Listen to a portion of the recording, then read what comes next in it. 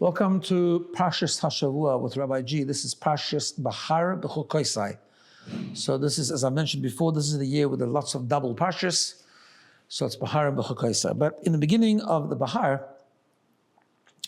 we learn the famous pasuk. First of all, before we begin tonight, as I'm recording this tonight is Lag BaOmer. I'm hoping to get this out in the morning of Lag BaOmer.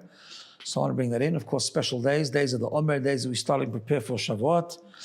And the Bnei Yissaschar, a famous Hasidic master, says that there are 32 days until Lag BaOmer, and then 17 days from Lag BaOmer to Shavuot, and that makes Lev Tov, a good heart. Lev Lamed Beis, 32.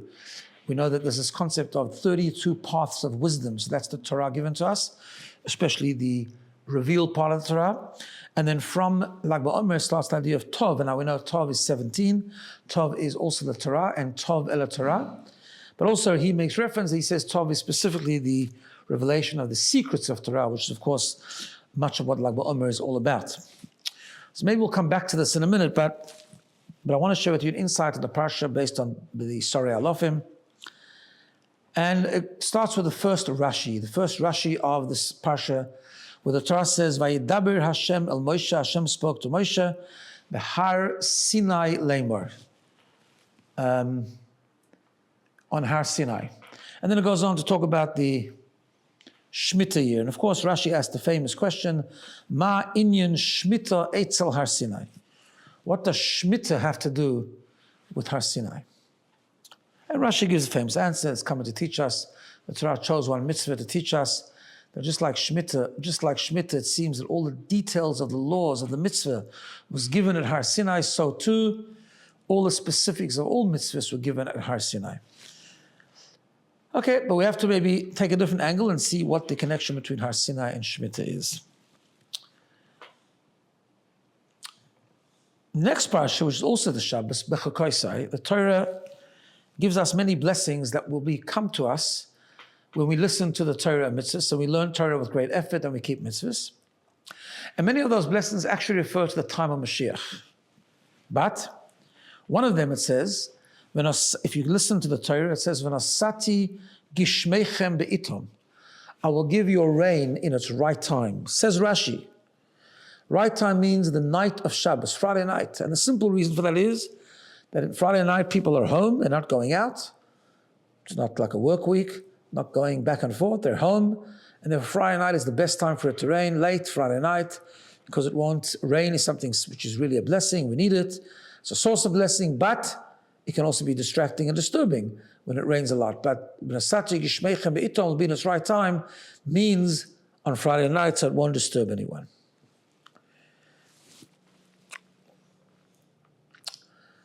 So the question is, what's the depth of this Friday night rain, Shabbos rain? What's the depth of it? We also know that the Torah, the Gemara in Shabbos tells us that Hakol Moedim, everyone agrees that the Torah was given on a Shabbos. Har Sinai took place on a Shabbos. So we need to understand also what's the idea behind that. Why specifically Shabbos? Furthermore, we have to understand something else. The Gemara in Tiny says, "Godel Yom Kshamim," the day when it rains is so great, like the day the Torah was given. What does that mean? So here we have a bunch of questions. First of all, what does it mean? What's the connection between Shemitah and Har Sinai? What does it mean that the right time for rain is Friday night? Why specifically the Torah was given on Shabbos? And lastly, what does it mean the day when it rains is great, like the day of Sinai? So the Rambam, in the very beginning of the Rambam, tells us the foundation of everything is the belief in Hashem. Emunah, belief in Hashem. What does belief in Hashem mean? It's not just to do with Torah. I mean, without Emunah, without faith in the existence of God, there's no purpose to Torah mitzvahs. And of course, what the Rambam describes there is we have to instill in ourselves the sense of great emunah, not just that there is a God and there is a creator, but that everything comes from him and he's the source of all blessing and the source of everything, right? We have to understand that everything that happens in this world is the hand of God.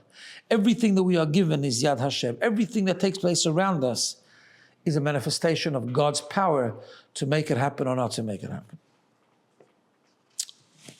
Now, he says, a very fascinating thing.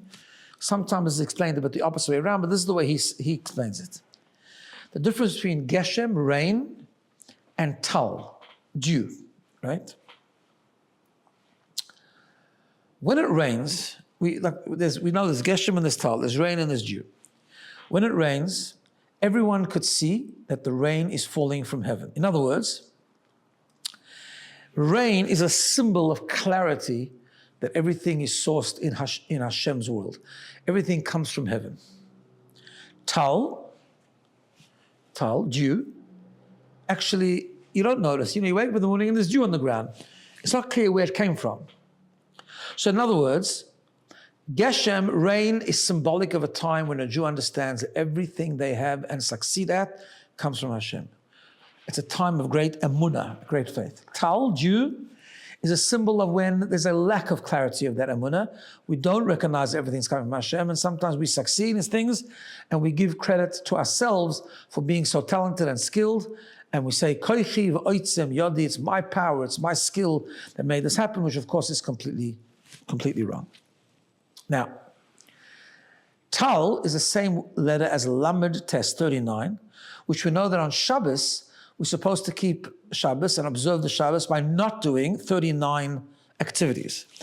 These are the 39 activities that we do throughout the week.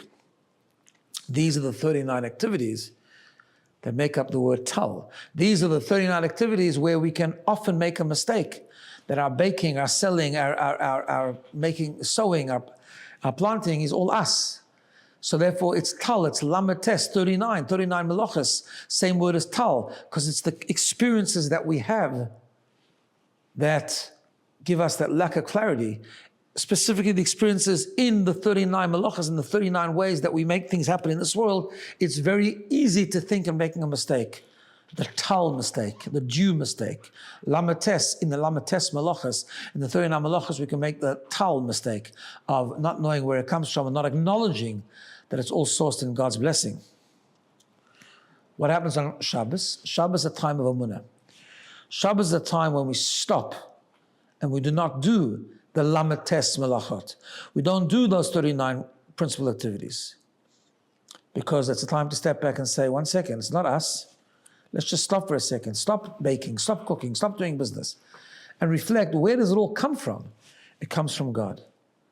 And that is the depth of what Rashi says, that Gishmeichem be'itom, rain in its right time means rain on Friday night.